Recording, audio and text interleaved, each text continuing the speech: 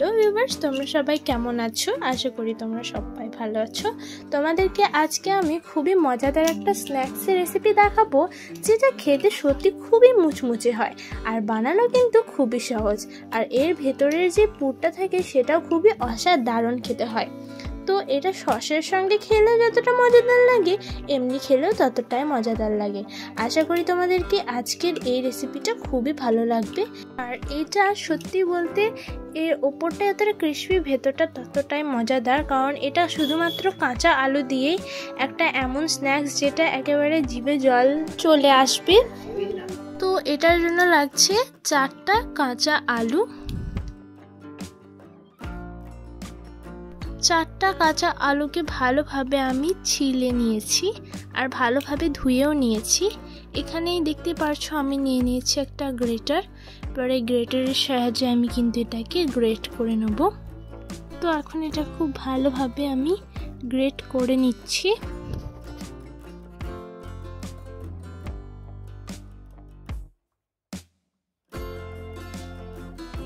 এরপরে আমি এখানে নিয়ে নিয়েছি একটা বোল। এরপরে বোলের মধ্যে আমি দিয়ে দিয়েছি জল। এরপরে এখানে আমি আলুটাকে কিন্তু গ্রেট করে নিচ্ছি।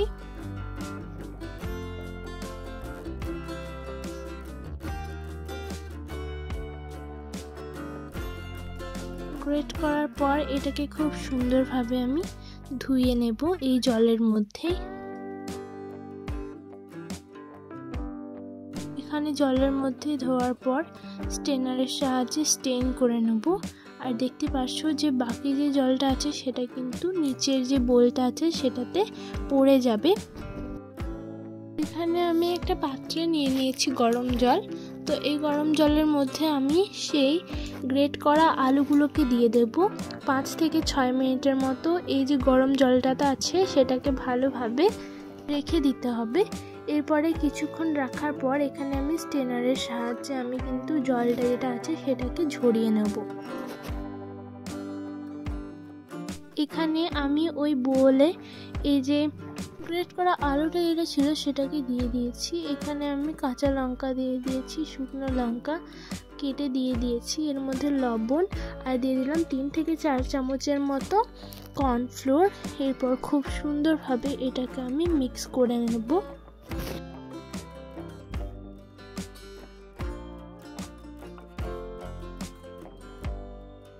বেশ সুন্দরভাবে এটাকে কিন্তু মিক্স করে নিতে হবে। এদিকে আমি নিয়ে নিয়েছি বাদাম আর নিয়ে নিয়েছি মটরশুঁটি। এরপরে এখানে আমি ম্যাগি মশলা দিয়ে দেব। এরপরে এই মটরশুঁটিগুলোর উপরেও কিন্তু আমি ম্যাগি মশলাগুলো দিয়ে দেব। এরপরে এরকমভাবে প্রথমেই কিন্তু আমি গোল শেপ দিয়ে দিচ্ছি। এর মিডিলে আমি দিয়ে দেবো সেই বাদাম আর মটরশুঁটিটাকে। এরপরে আমি প্লেটে কিন্তু একটা বানিয়ে নিয়েছি। এরপরে আর একটাও কিন্তু বানিয়ে নেব।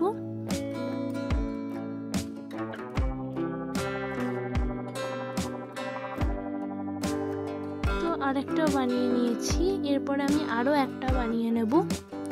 এরকম ভাবে আমি সবগুলোকে বানিয়ে নিয়েছি। গ্যাস ওভেনে একটা কড়াই চাপিয়ে আমি দিয়ে দিয়েছি তেল।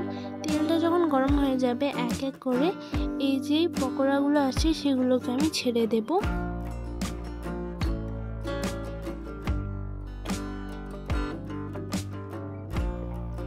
এখন আমি সবগুলোকে ছেড়ে দিয়েছি।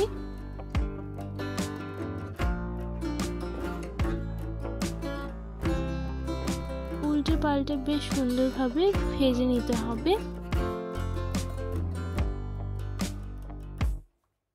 এরপর আমি উল্টে পাল্টে লাল লাল করে ভেজে নেব।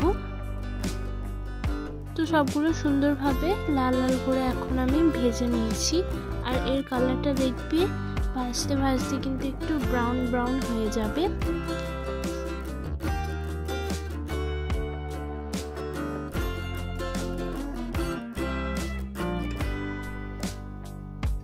এখন দেখতেই পারছো যে এটা কিন্তু আমার খুব সুন্দর ভাজা হয়ে গেছে। এরপরে আমি এটাকে তুলে নেব। আর এখানে আমি নিয়ে নিয়েছি টিস্যু পেপার।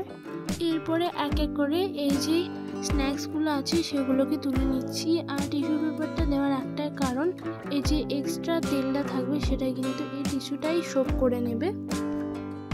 তো বাকিগুলো আমি সেম প্রসেসেই ভেজে নেব।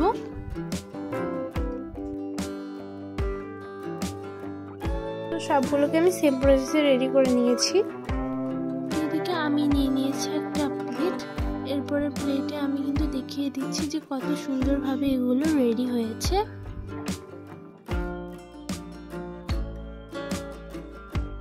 এই স্ন্যাক্সগুলো সসের সঙ্গে খেতে অতটা মজাদার লাগে, চায়ের সঙ্গে খেতে খুবই ভালো লাগে। তো এখানে আমি টমেটো কেচাপের সঙ্গে এটাকে উপভোগ করেছি। তোমরা চাইলে চিলি সসের সঙ্গে উপভোগ করতে পারো বা অন্যান্য সসের সঙ্গেও উপভোগ করতে পারো।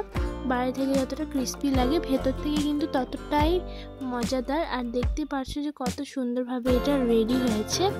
আশা করি তোমাদেরকে আজকের এই রেসিপিটা খুবই ভালো লেগেছে। যদি ভালো লেগে থাকে তাহলে ভিডিওটাকে একটা লাইক করে দেবে, কমেন্ট করে দেবে এবং বাজটাকে একটা সাবস্ক্রাইবারের বাটন আছে সেটা অবশ্যই ক্লিক করে বেল আইকনটা অবশ্যই ক্লিক করে দেবে অল নোটিফিকেশন সর্বপ্রথম পাওয়ার জন্য।